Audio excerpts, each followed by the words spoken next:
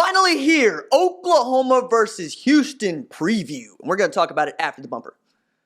What's up, kid folk? It's RJ Young. I am not on a step mill. Consider hitting the like and subscribe button because I upload a video every single day. It's always OU related, college football related, sports related. We have a good time. And today we need to talk about number 4 Oklahoma getting ready to host Houston at home on a Sunday. The only FBS game on the schedule for that Sunday as a part of ESPN's 150th anniversary celebration of college football in the entire universe. Now, couple things here. I have Daniel from College Football Nerds set to go and my homie Blinken Riley ready to go. This is going to be a longer video if you haven't already seen by the timestamp, wherever it is you're watching. But I wanted to do a longer one this time because it's such a big deal, and I'm so excited about it now that college football is well and truly underway. Couple points I wanted to talk about before we get into discussion with Daniel and Blinken. First one is, it's no getting around. Derrick King is going to go for a lot of yards. If you watch the dude's film, you see that he's unpredictable. You cannot hope to really hold him still. You can only hope to contain him. There's lots of great clips out there where he's basically doing his Lamar Jackson light. This is a guy that was committed to TCU at one point, then flipped his commitment to Houston, coming out of Manville. You probably know by now that he just destroyed Jalen Hertz and his Channel View team in the playoffs 71-21, the last time that the two met up. Since then, Jalen Hertz has gone on to new heights. He has half as many losses on his career resume as Lincoln Riley does as a head coach. And all Lincoln Riley has done is go 24-4 as a head coach at the University of Oklahoma. And for that matter, Dana Holgorsen has never beaten Lincoln Riley as a head coach. He's 0-7 at West Virginia against Oklahoma all time. But he's saying all the right things down there at Houston, and he better because he is the highest paid non-Power 5 conference head coach in football. 5 years, $20 million. That's $4 million annually. Tillman Fertitta is paying for a head coach because they made a joke about firing coaches that go 8-5, and then Major Applewhite went 8-5, and he got fired. And then they went and got Dana Holgorsen, who's bringing with him Joe Cauthen, defensive coordinator out of Arkansas State, who's going to put in a 4-man front. They expect to get pressure up the middle, but they ain't going to be very good. This is a team that ranked past 123 in both passing yards allowed and rushing yards allowed, gave up 500 yards of offense a game, and they had people on the schedule last year like Navy. This year, it's an uphill battle because they're going to rely on the offense to do a lot of the workload. Now, you can win a bunch of games with a really outstanding offense. Just take a look at Oklahoma. Didn't have a great defense, had an abysmal defense. But the scoring margin, as Blinken points out later on in this preview, is what you should really notice when you can't really get an understanding of who does what, because both defenses are bad, OU's and Houston's last year. Both offenses were good, both OU's and Houston's, but Houston's average scoring margin was 2.7 points plus, right? So they won by an average of about 3 points a game, a little less than that. Oklahoma won by an average of 15.1 points per game, a little bit more than 2 touchdowns per game, even as they gave up all the yards defensively. So you're going to want to keep an eye on that throughout the season when you're doing the comparing and contrasting that we do ahead of games. I'm interested to see what, if anything, Alex Grinch's defense and his defensive scheme can do to hold down Derrick King and Kyle Porter, who might be the backup. I mean, he's transferring in from Texas. Marquez Stevenson is an absolute dude out there at wide receiver. And then defensively, Joe Cauthen, we'll see if he can dial up anything for Jalen Hertz, as he's bringing in 6 junior college transfers. He gets Isaiah Chambers back. Through 5 games last year, had 4.5 sacks. Then he suffered a season-ending knee injury. We'll see what he has to give. Demarion Williams is the wild card on the defense for me. He's a corner. He was an All-American coming out of Highland Community College in Kansas. Had 7 interceptions and 17 pass breakups last year. Going to talk about him a little bit more. I also want to bend your ear about what this means for Jalen Hertz, which is a whole lot of nothing. He ought to beat this team. He ought to beat this team handily, but will we understand what kind of a passer he is? No, but we're going to overreact to it anyway. Because if he throws a bunch of passes, we'll say, hey, cool, he's great. If he doesn't, we'll say, okay, whatever. Kind of like with Kyler Murray last year. You'll remember he went 9-11 for 209 yards against Florida Atlantic. Didn't really need him to do much. Also still had the services of Ronnie Anderson. The season will change that way. Somebody's going to get hurt. Somebody always gets hurt for everybody. You hope it doesn't happen, and being healthy is a big part of competing for championships. especially not just in the Big 12, but at large in the college football playoff. And that's what this team is aiming for. This team is aiming to get back into the college football playoff and then get a W against the team that they would face in the college football playoff, having gone winless in the semifinal beforehand. There's not a whole lot else to it except just the head-up rivalries of Holgorsen and Riley, who come out of the Mike Leach tree, right? We know that they're both decent enough play callers. If not, one has proven to be a better head coach than the other. Granted, Lincoln Riley inherited a really great situation at Oklahoma, and Dana Holgorsen built West Virginia into something before it kind of went off the deep end. He did that in part by being an offensive coordinator at Houston before Oklahoma State and then West Virginia. I think that it's going to be interesting to see what Houston can do in the American this year, because outside of UCF and maybe Memphis, it's kind of whoever wants to take it. And I think Houston is in the best position to take it, and a lot will be made about how closely they play with Oklahoma. And let's keep it 100 there. The spread is 24.5 right now, and it's moved. It's closed a little bit, but that's still more than 3 touchdowns. It's a lot of points. And I think that, yeah, we're going to expect 50 to get dropped on the Houston team by Oklahoma. But if this Oklahoma defense can hold that Houston offense to under 40, count that as a win too, because you're really asking the defense to not be horrible this year. Just get next to average, because if you got next to average, that scoring margin grows bigger and you might have won a couple national championships instead of getting embarrassed against Alabama and losing one in double overtime to Georgia. You also have this as the test on the schedule until you get to Texas. It's close it's going to be. UCLA ain't that good. South Dakota is an FCS team, and they weren't that good. Kansas is a dumpster fire. Texas Tech is a wild card. Could be better than Houston, but not a whole lot. You know, this is the same Houston team that played with Texas and Texas Tech, and I wrote it down. It's at 49-63 they lost that game. So they scored 49 points on this Texas Tech team, and they went through a total regime change, total offensive and defensive scheme change. David Yost is probably going to do a decent job. Matt Wells, we know, is a good head coach. They still have basically the same personnel. They brought in a couple of JUCOs. They brought in a couple of guys that they like. But I don't expect Texas Tech to give Oklahoma a problem. And if you're Oklahoma, you have to run the table. I mean, you could maybe drop one and get into the college football playoff, but I wouldn't play with it. I expect a couple of teams to cannibalize themselves in the top 10, but in the top 4, expected to stay pretty consistent. It'll be Georgia, it'll be Clemson, it'll be Alabama. We'll see about the order when we get to the end. But now is the time for Oklahoma to lay down a marker to let everybody know that this is a team that you still have to keep an eye on nationally, and not one you can discount as people continue to try to discount the Big 12. Like, we just watched a Florida-Miami game where the tackling was horrendous, and the football itself wasn't good, but it was spectacularly fun to watch. However, if I'm a fan of either one of those teams, I don't feel good about this season at all, especially Florida. That did not look like a top 10 team. That looked like a team that was going, oh, wait, we're actually ranked inside the top 10? Because we're giving up pass interferences on 4th and 34, and we're giving the ball back if we're Felipe Franks. You just don't want that to be the narrative, because the narrative shapes the rankings, and the rankings dictate who gets into the college football playoff.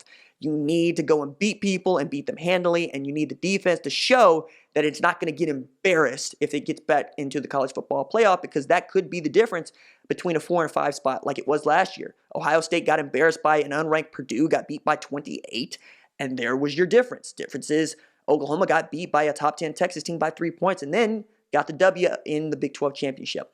Don't leave it a chance. Go lay down a marker with your defense. Go beat the teams handily that you're supposed to beat. All right. Before we get into the first part of, or the next segment, which is discussion with my buddy Daniel over at College Football Nerds. Okay, so I'm joined by College Football Nerds Daniel. Daniel, how you doing, dude? Pretty good, man. Yeah, man. So Daniel is one half of my favorite college football YouTube channel, College Football Nerds. And I asked him to help me with this Houston preview because, well, I'm excited, but I'm more excited as he is to see the defense go up against Houston's offense because, well, Houston's defense is atrocious. Now, they've taken steps to try to rectify that, but I don't expect this to be a contest. I expect to see whether or not Houston's JUCO transfers, they got like 6 new ones, including a guy we need to talk about, Demarion Williams, playing, pretty good football from what I understand in camp. But, this is going to be billed as Derrick King versus Jalen Hertz 2. For those of you that don't know, Derrick King's Manville destroyed Jalen Hurts' channel view in high school, and Hertz hasn't forgotten. So I'm excited about it. I really am. I'm really excited about that because Derrick King was smiling about it, and I was like, yo, okay. But they averaged 44 points a game last year, and if he doesn't blow out his knee, or I forget what the injury was exactly, but 36 touchdowns, 6 INTs. He looked like a 3,000, 1,000 guy, but again, not necessarily what you and I are going to watch.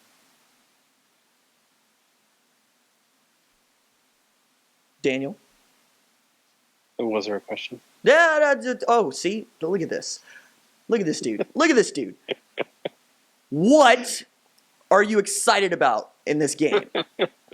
This guy. So, and we talked about this a little bit before. Our show, Josh and I, we're in SEC country. We covered Jalen Hurts a whole lot.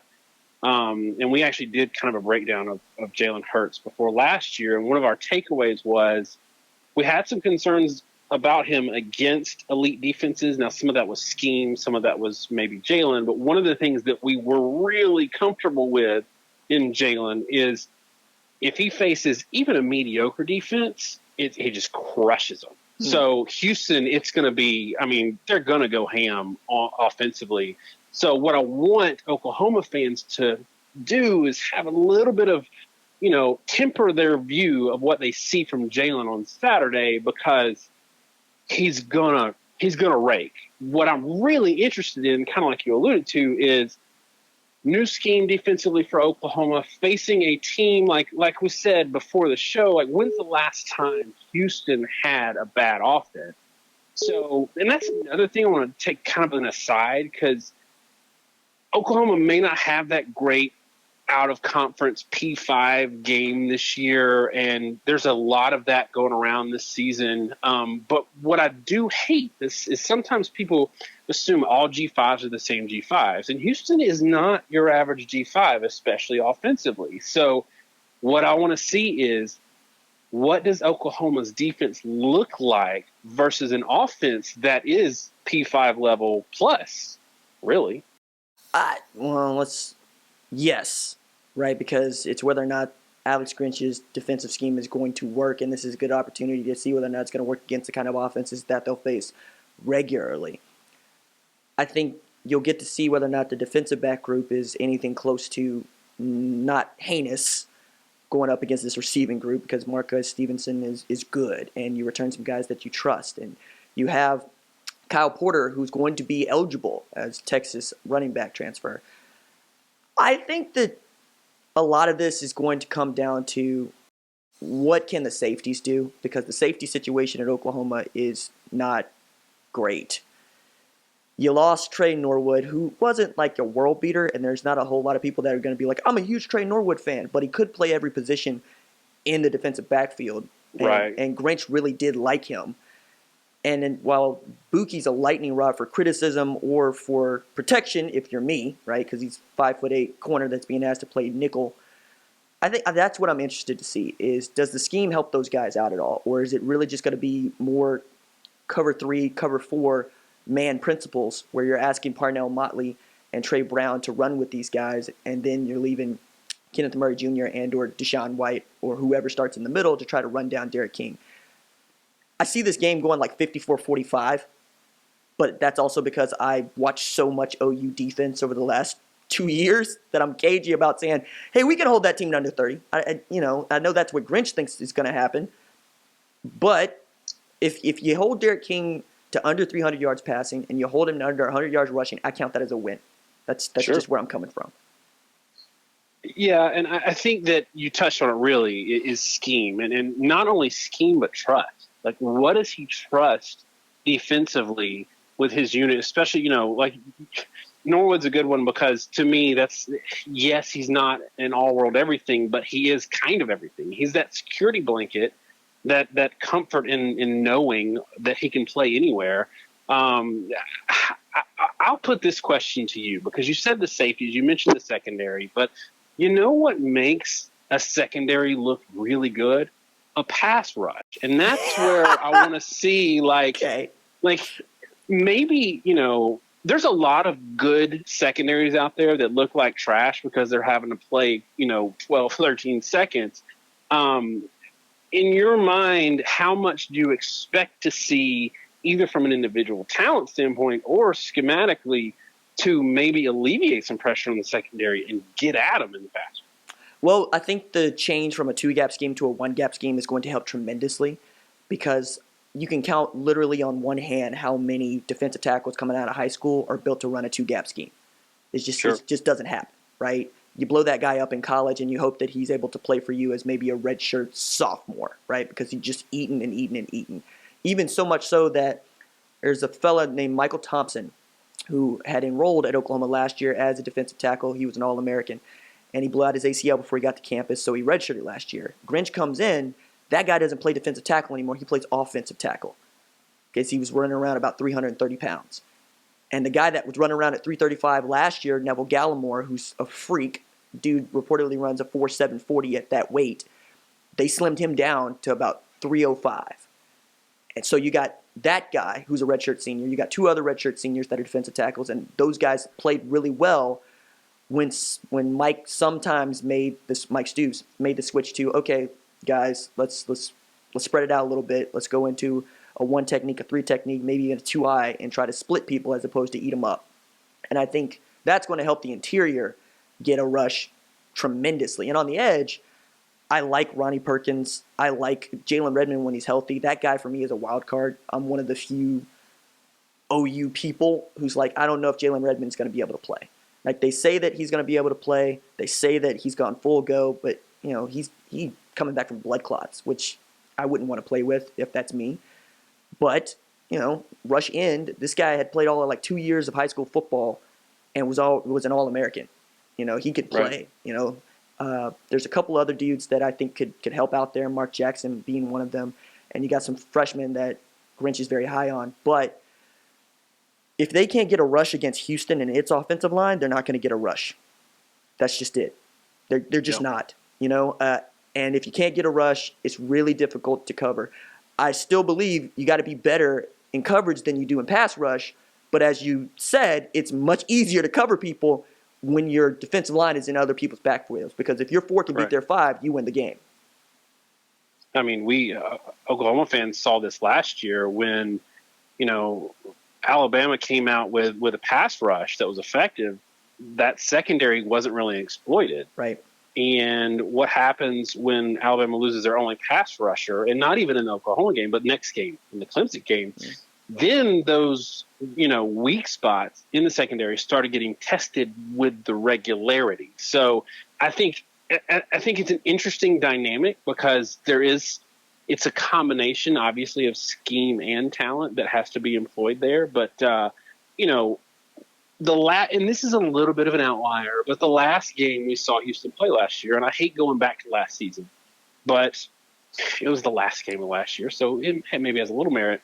They got worked by somebody you're really high on, that's Army. Right. And if you look at every one of Houston's games last year that they lost, it was like 59-49, 59-38, something like that. Right. And then Army, it's like 70-14. So you can't hold them. So I kind of want to throw some numbers in there because you brought it up. Like, you got Rice at 45-27. Rice was bad, right? You beat Arizona 45-18. That's good. Tech was a loss, 63-49.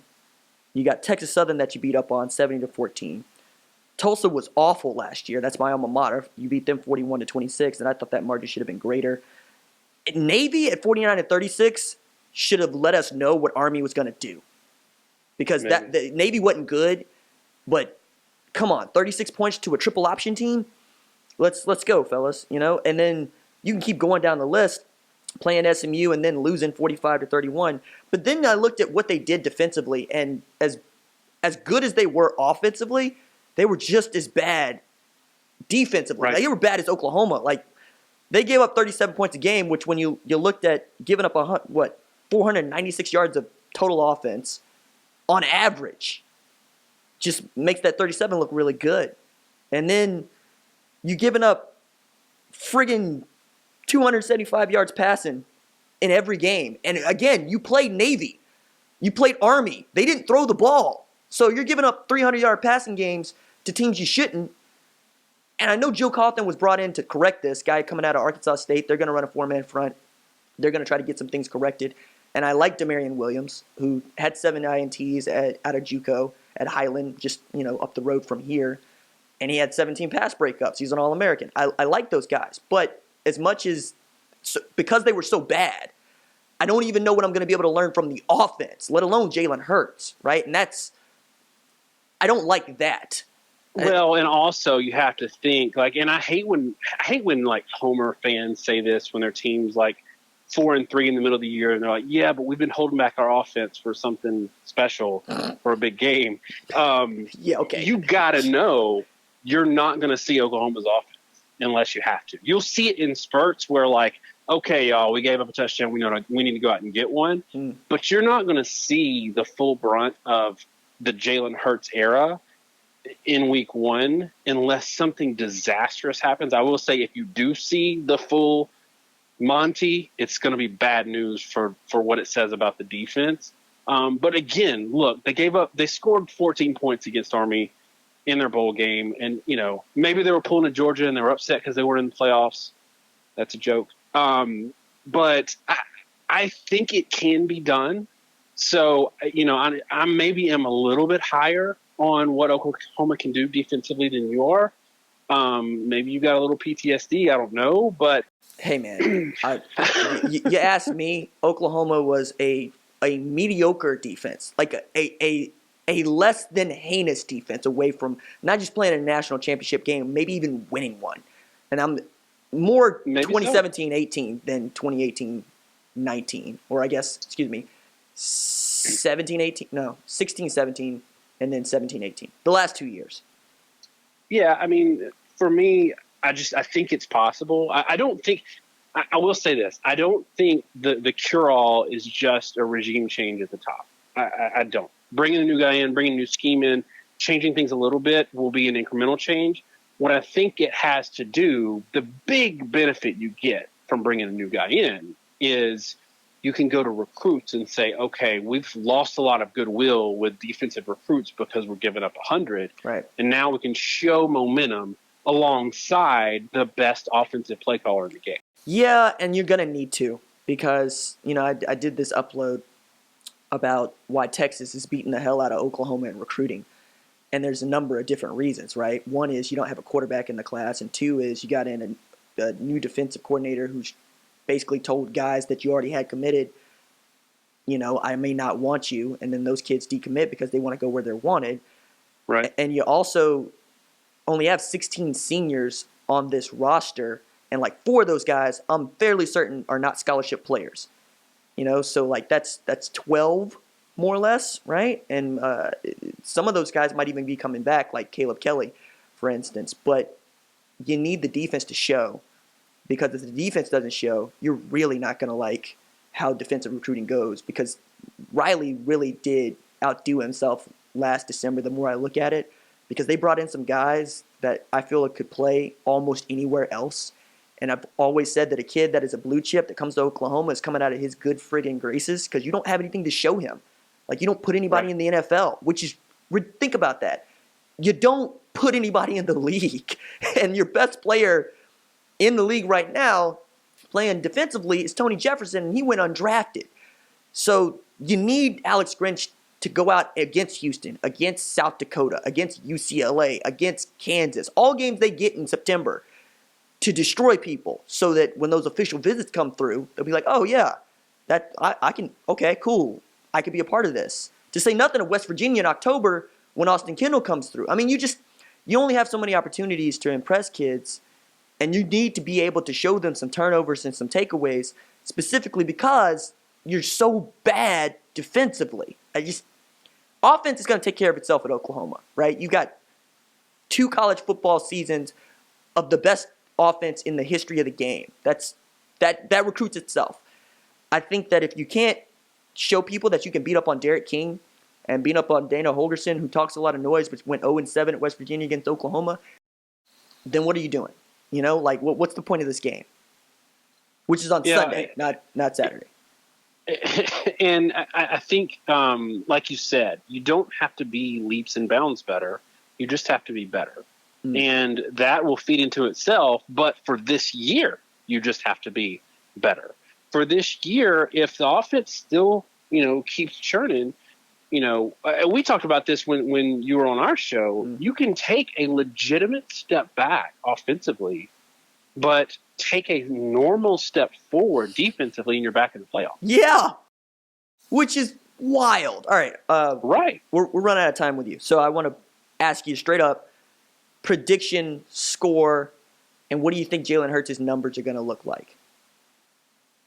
So you and I disagree in terms of how long quarterbacks play. So I think that Jalen Hurts is sitting in the fourth quarter of this one. Okay. Give me 65 yards rushing for Jalen at 6 yards a carry. Give me 240 yards passing, 3 touchdowns. Give me 54-34 with 2 fourth quarter touchdowns from Houston. Ooh. I like that backdoor. I like the backdoor cover there because the line is 27.5. No, I like that. And that's what Oklahoma fans need to understand is, look, there's a difference because this has happened at Alabama where last year against Arkansas they gave up 30-something points, but it was yes, if you just look at the score, if you just look at the box score, they gave up 30 points, and that's terrible. I think the mindset shift needs to happen to where you're not looking at that final score.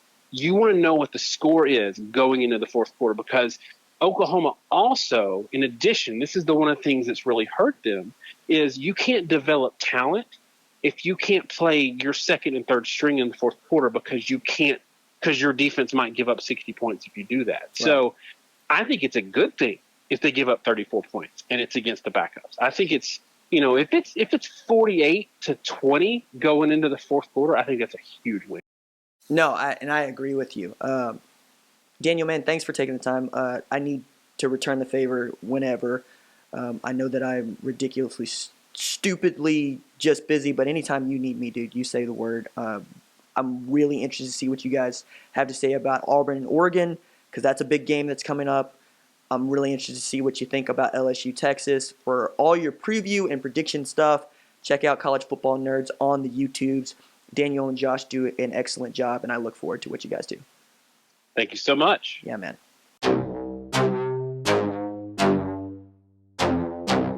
My bookie has decided to jump on. So check this out.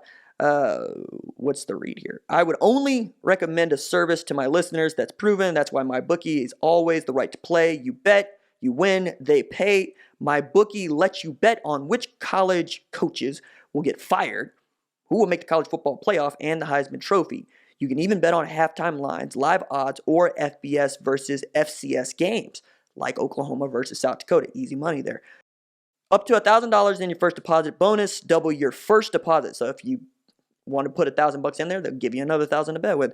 Use the promo code RJ. Promo code RJ. It's that easy. RJ, the 2 letters, my name, to receive this offer. Visit MyBookie online today. That's MYBOOKIE. And don't forget to use the promo code RJ. That's my name. Remember, R period, or not R period. I did it myself. Just RJ. There are no periods in my name. My goodness. And when creating your account, claim the bonus. Bet, win, get paid. All right, now let us talk to Daniel over at my favorite college football YouTube channel. That is College Football Nerds. Take a listen. All right, now I want to pivot to another discussion with my buddy Blinken Riley. That is Blinken Riley from the Twitters. We talk about how he got started tweeting those awesome stats and what he can tell us. And he actually blew my mind with a note about Oklahoma, Houston. Take a listen. All right, and I'm joined by, well, you know him as at Blinken Riley on the Twitters. To those of us that follow OU heavily, he's kind of a superhero. Man's name is Steven, and we're going to leave it at that. Steven, how you doing? Doing well, RJ. How are you doing? I'm getting there, man. So I think we should start with like some basics, which is, so are you John Nash? Not exactly. Okay. No. Okay. No. Although game theory is pretty interesting if you ever dives into that. No, I am. But okay. So the idea that doing what's best for yourself and what's best for the team, not being mutually exclusive, fascinates the hell out of me because I'm an individual, right? And I'm proud of being an individual, but I try to work within a team dynamic, and seeing how that works mathematically is never not going to be interesting to me. Yeah, I mean it's kind of it's a cool concept, you know, that selfish acts and selfless acts aren't this kind of dichotomy that people kind of drawn them as. Well, I mean, and let's think about that as it relates to Twitter in a way that people can understand. You are really good at finding some statistic to destroy whatever opinion, not even an argument, just an opinion, something that is attached to an elbow, that anybody wants to tweet and or tweet at you. And that raises your profile, but also raises the profile of this thing we call OU football, which is a living, breathing organism comprised of myriad types of people. And there are those of us that get raised up for whatever reason that it is. How did you get started just kind of doing what I thought most people did, which was tweet statistics and be like, hey, look, I did this interesting thing, retweet me. And yet I can check your profile at any moment and see something that was dropped 2 minutes ago that's got 17 retweets, or see something that was dropped 12 hours ago that's got like 1,500. So like, what's the inspiration for this? So, really, the inspiration came from, so I'm a big baseball fan. Okay. And so there's an account out there, I think he goes by Ace of MLB Stats, but he throws out these things. He throws out these statistics, and they're not just, you know, so-and-so hit this many home runs or whatever. They're like really specifically kind of formulated to kind of get that glass shattering effect, you know, in your head. It's something that seems wrong or it goes against perception. I love little tidbits like that. So if there was an inspiration, that's it. Okay. Now I need you to unpack a little bit more of your biography. What'd you study in college? What do you do for a living? So I started out, I'll go back further. Okay. When I was a senior in high school, I was going to go to school, and I was going to be an astrophysics major because I was going to be Carl Sagan. Okay. Because that was my, I had all his books, read all his books, loved him. Contact is a great movie, great novel. When I got there, somebody convinced me to be a mechanical engineering major because it was a little more practical. And, you know, at the end, you'll probably make a little more money. Okay. So I decided to do that. I got about 7 semesters deep, realized that not all mechanical engineers go on to design new cars and spaceships and all these things that, you know, most kind of sit at a desk and stamp plans. And it wasn't exactly for me. So I switched gears, ended up getting my degree in multidisciplinary studies. I took some business classes to go on with all my physics and math, and ended up getting a job in business intelligence. So, you know, doing reporting, data analysis, things like that for companies. Currently, I am the performance manager for the city of McKinney, Texas, and my job is to kind of take all the information, take all the data, create the stats that show how the city is progressing, and give it to those that make the decisions. Basically, I'm in charge of kind of furthering the, you know, data-driven decision-making culture of the city. I get to be Blink and Riley in real life, too. I was just gonna say, that's what that is. No, that's wildly entertaining because It means you literally have to do research in a meaningful way, and you have to do that research combined with a specific level reached of mathematical knowledge. Because you're also being able, you can tell me what's a good statistic and what's a bad statistic, and that also fascinates me. Because, like, to bring it back to football, because I feel like we could talk about this at length. Total defense is a trash statistic, but ask somebody why it's a trash statistic, and they won't necessarily be able to tell you. Right. And you have to, I mean, one of the things that you do for a living is tell us what is a good statistic and why it's a good statistic, while being around the invention of new ways of looking at data and math as a data scientist. Do I have that correct? Yes. Okay. Yeah. I mean, that's essentially what I do. You know, every year people propose new, you know, things to track in their departments across the city. And, you know, I'm there to say, okay, well, you know, this will tell you this much, but it won't tell you this. Or it might be misleading in these ways, you know, things like that. That's kind of, you know, where I come from and what I do. So without getting into the how of what you do, because I feel like that's a bridge too far. No, seriously, I mean that. How do you come up with the questions that you want answered? Because the statistics that you tweet from the account, right? One of the reasons I wanted to talk to you ahead of Houston was you're asking very specific questions to get these very specific answers. So how do you come up with the question that you want to answer? Because that's the creativity in all of this to me.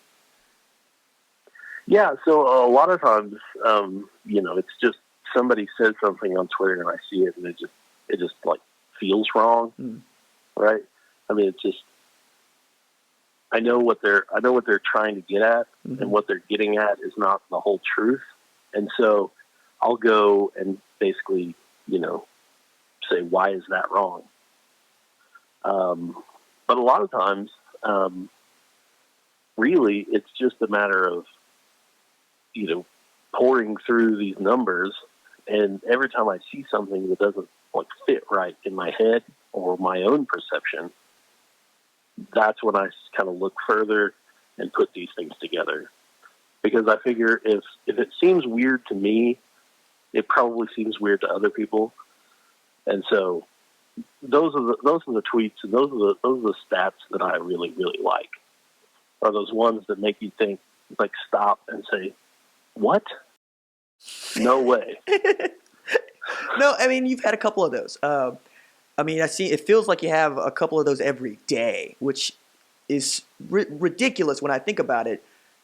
But I swear I could probably go through your account and find at least 2 or 3 every day that I'm going, wait. For instance, you know, you had a good one about no days left for college football, and I don't want to tell people what it is. If you want to tell people what it is, fine. But I want to give them a reason to go and check out at Blinken Riley on Twitter. Yeah, I mean, that was one that I literally came up with. Well, I was still in bed and I was looking at my phone. You know, as one does. You know, looking at they just wake up and they're looking at their phone through like one bloodshot eye. You know, and I'm like, oh. So I just pulled up the NCAA FBS record book and started pouring through. I thought, well, Texas probably hasn't led the country in total offense. So I just poured through the year-by-year results. Sure enough, Texas doesn't show up. Oh, man.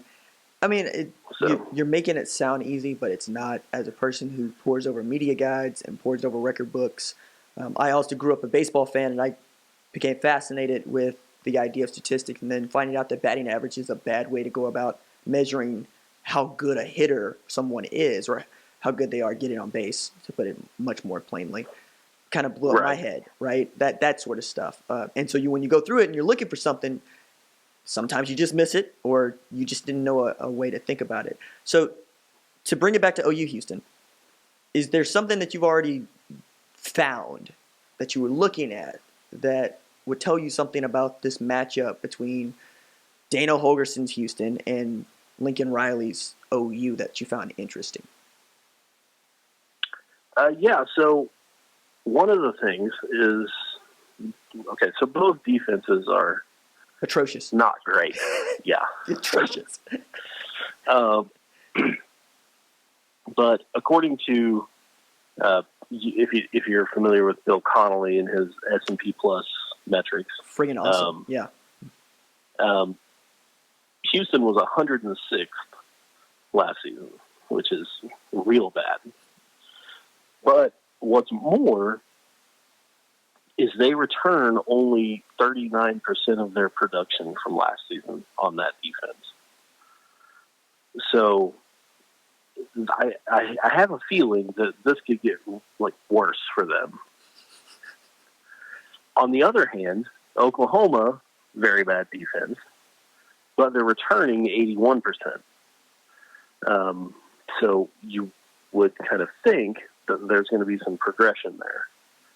Now, a lot of times, people replace players, and who the player that was on the bench last season has progressed more than what the starter was at the beginning of last season, right? But that doesn't happen everywhere. That doesn't happen at every position for multiple people. And so I really think that, I'll put it this way, Oklahoma's not going to have a problem scoring on Houston. No, I find that interesting too, because from the personnel standpoint of that, you got 6 JUCO transfers that you brought in specifically to play defense. One of those guys I actually kind of like, and I talked with my buddy Daniel about him. His name is Demarion Williams, and he had 7 interceptions and 17 pass breakups at Highland Community College in Kansas. He's going to play some corner, but I'm also going, even if he's a great corner, and there's nothing that says he will be, but even if he was, you take away, let's be aggressive and say you take away CeeDee Lamb.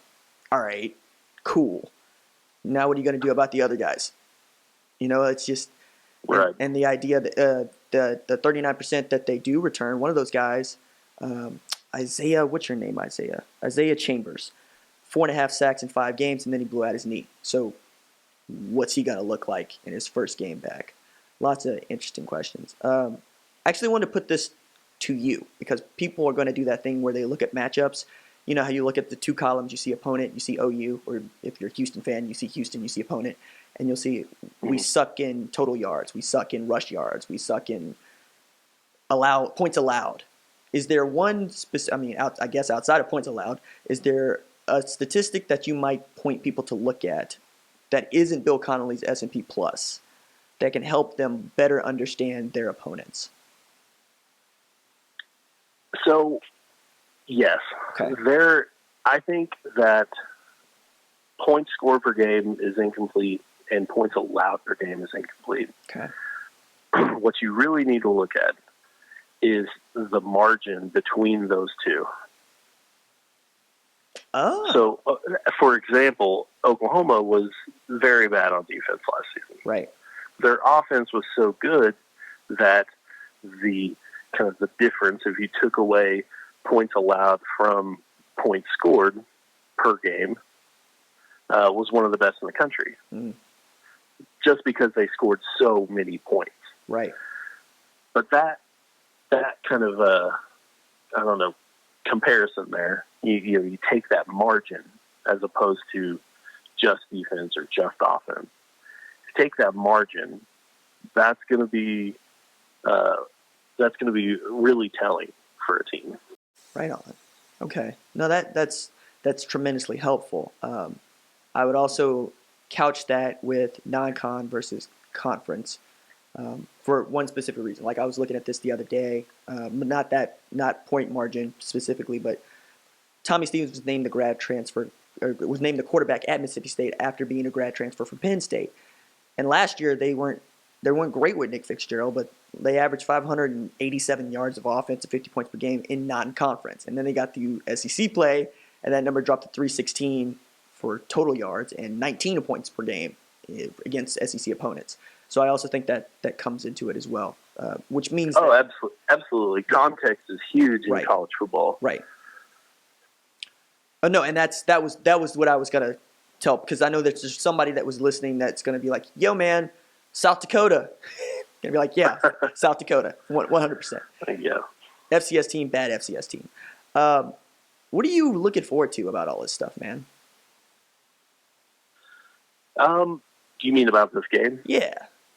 Yeah. I am interested in how Oklahoma deals with Derrick King. Okay. This guy's a legit talent. I mean, he can sling it. Last season, he ended, I think, 6th in the country Right. in passing efficiency, Right. ahead of names like Justin Herbert, Shea Patterson, Sam Ehlinger, even Trevor Lawrence. This guy is a true polished passer. And what's crazy, I mean, I don't know if you know anything about his story, about coming out of high school, but colleges weren't going to give him a chance at quarterback. They wanted to sign him as a wide receiver or whatever. His backup quarterback got a scholarship to play quarterback at Florida. And he finally found Houston where he can, really prove himself. And, this coming into his, I guess, senior season, I think he's got some stuff to play for sure. And I would not take him lightly coming into this game. No, 100%. Nice note with the backup quarterback getting the scholarship offer to Florida, because I didn't know that. I did know that he was going to go to TCU, and then he flipped to Houston late. But yeah, coming out of Manville, I mean, you know this. I follow recruiting. I know all about the dude. But it's Texas high school football, right? Which is to say that feels like every other quarterback gets offered at wide receiver or defensive back coming out of Texas. Like Jaquindon Jackson is committed to go to Texas, right? And they said, yeah, we're going to let him try at quarterback, but we wouldn't be hurt any if he wanted to play wide receiver or tight end. And he's like, yo, man, I'm a quarterback. Now, and Hudson Card already committed. So yes, that's always fascinating. And I love it when kids like Derrick King get an opportunity to play and an opportunity to show. And we make jokes about Army dropping 70 on Houston. He ain't playing that game, right? And neither did Ed Oliver. So, yeah, I'm interested to see how Grinch decides to deploy the defense and whether or not they can generate the kind of rush that gives him a problem. Because if you do let him just go back there and do his thing, he's going to score. Like, I got this game at like 54-45. I think they cover the spread and cover it mightily. If for no other reason, then OU will go up, and then you'll throw in a bunch of the true freshmen and a bunch of the redshirt guys, and you'll get 2 touchdowns, 3 touchdowns late, as my buddy Daniel said, and that'll be the game. It'll be like 54-34 or something. Brett. Another thing about this game that kind of interests me is the Dana Holgorsen aspect to this. That he's 0 for 7? When he was a head coach at West Virginia, he's 0 for 7. If you even go back through his entire coaching history, if he was a coach against Oklahoma, he's 2-16, going all the way back to 2000. He's gone full Gundy against Oklahoma. He just can't get it done, and so that'll be really interesting to see. If that continues. No, that's a really good point, and I think it will, because I know Joe Cauthen is good, and he'll build a defense at Houston that's worth a damn, but it ain't going to be against Oklahoma, and it certainly ain't going to be this year. So, yeah, I get that. Right. Bro, I really do appreciate this. I didn't want to keep you that long. I understand that you're busy. We're all busy. I genuinely love your Twitter account. Where else can we find you? Because I feel like I've watched the Twitch stream, and not told anybody, but I need to. Yeah, you can find me at BlinkenRileyPresents.com. Okay. That's the website. And then twitch.tv/BlinkenRiley. We're going to be doing Twitch on Wednesdays and Sundays. And then, check the website for articles. Me and my buddy Tom Crittenden, we're going to be posting stuff throughout the season. So, right on, man. At Blinken Riley, Steven is awesome. Matter of fact, he and his wife are on Twitter, and they're both delights. I genuinely appreciate this, dude. absolutely. Thanks for having me on. Yeah, man. All right, that is it for me. Deuces.